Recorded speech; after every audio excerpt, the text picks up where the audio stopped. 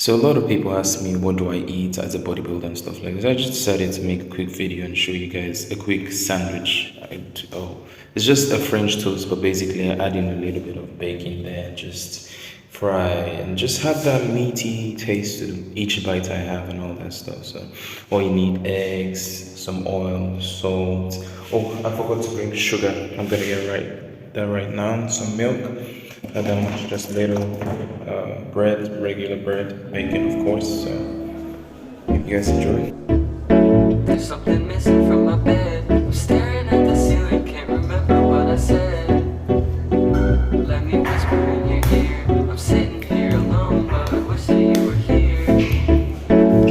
I'm feeling like I messed up and I'm sorry. I look up and my vision's getting starry. Wrapped up in my head. Think back all the time about the things I never said.